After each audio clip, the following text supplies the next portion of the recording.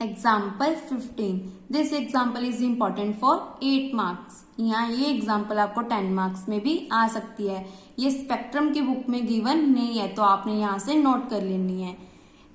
Player A and B, हमारे पास game है जिसमें प्लेयर ए और बी है। जो कॉइन्स कौन से यूज कर रहा है, 5, 10, 15। तो हमने 5, 10, 15 से ही मैट्रिक्स को बनाना है। Each player select a coin without a none other coin. Coins only ये यूज कर रहा है, कोई और कॉइन यूज नहीं कर रहा है। The sum of the number of the coins is odd. अगर हमारा सम ऑड आता है तो ए जीत जाता है बीज कॉइन, दैट मीन्स ए जीत जाता है बी के coins. If the sum is even, अगर सम इवन है तो बी जीत जाता है ए के कॉइन्स, बी हमारा जीत जाता है ए के कॉइन्स। तो यहाँ पे इसको ध्यान रखना है, अगर ए जीत जाता है तो बी के कॉइन्स, अगर बी जीत जाता है ए के coins. Find the best strategy for the each player and the value of the game. पहले हम मैट्रिक्स को, ये जो हमारे हैं डायगोनल, इनको बनाते हैं। 5 + 5 इज 10, 10 का मतलब इवन। हम हार गए, दैट मीन्स बी जीत गया। इसका मतलब नेगेटिव नेगेटिव नेगेटिव आ गया। तो 5, 10, 20 आ गया हमारे पास यहाँ पे। ये 5, 10, 20। उसके बाद जो ये वाले डायगोनल्स हैं इनको बनाते हैं। यहाँ पे आप लिखोगे 1 1 cell, the sum is 5 + 5 is 10 which is even, therefore B takes A coins. इसका मतलब ए जीत गया हमारा 5 कॉइन और ए क्या हो गया, लॉस हो गया 5। तो यहाँ पे -5 आ गया। तो 1 1 की एंट्री क्या होगी, नेगेटिव, क्योंकि हम क्या कर गए, हार गए। तो ए हो गया, हार गया, तो -5 आ गया। ऐसे ही -10 -20, क्योंकि 10 + 10 इज 20, 20 + 20 इज 40। तो दोनों सम आ रहे हैं इवन, तो यहाँ पे नेगेटिव साइन आ गया। उसके बाद इन्होंने लिखा है 3 1 की एंट्री, ये वाली एंट्री। इसको हम ध्यान से देखते हैं। 3 1 सेल, 3 1 सेल में क्या आ रहा है, 20 + 5, दैट मीन्स 25, 25 मतलब ऑड। ऑड का मतलब हम जीत गए, which is odd. A takes B coins, A क्या करेगा, ए जीत गया।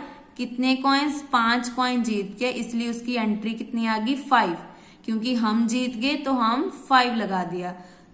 नेक्स्ट इसको बनाते हैं 5 + 5, 5 + 5 इज 5 + 10 इज 15। फिर से हम जीत गए, कितने जीत गए कॉइन्स, 10 कॉइन्स जीत गए। किसके, बी के कॉइन्स 10 जीत गए। उसके बाद हम इनका प्लस करते हैं, 5 + 20 इज 20। फिर से हम जीत गए, इसका मतलब ये देखो सम ऑड आ गया हमारा। 20 + 5 इज 25, 25 मतलब ऑड।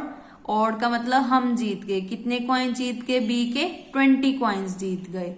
उसके बाद ये यूज करते हैं 10 + 5, फिर से हम जीत गए। कितने कॉइन्स जीत गए हम, बी के 5 कॉइन्स जीत गए। फिर ये लेते हैं हम 10 + 20 इज 30, 30 का मतलब इवन, हम हार गए। कितने कॉइन्स हार गए, ये हम हमारे से लेंगे क्योंकि हमें देना पड़ रहा है। कितने कॉइन्स देने पड़ रहे हैं, -10।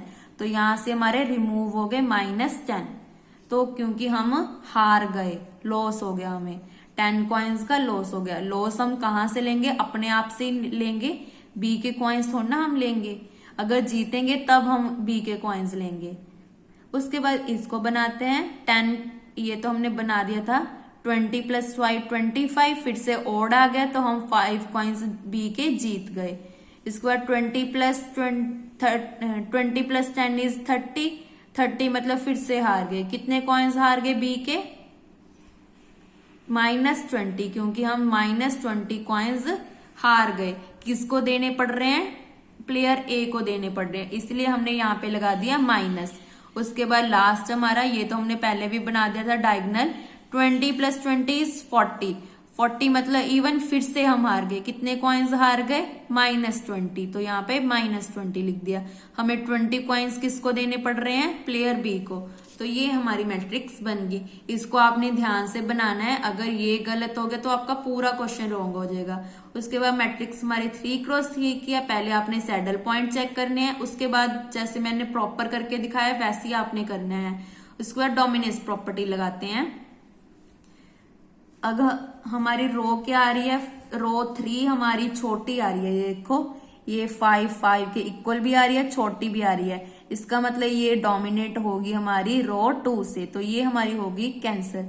यहाँ पे आप एक और मैट्रिक्स बनाओगे, उसके बाद उसको डोमिनेट करोगे, तो हमारे पास ये आ गया। उसके बाद कॉलम का रूल अप्लाई करेंगे।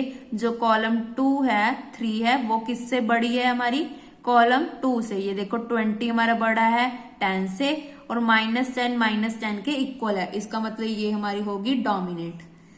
फिर से 2 क्रॉस 2 की मैट्रिक्स बन गई। देन मिक्स स्ट्रेटेजी के जो फॉर्मूले हैं उनको यूज कर लिया। सो प्लेयर ए के लिए लिए हमने D minus C B minus A minus B upon are.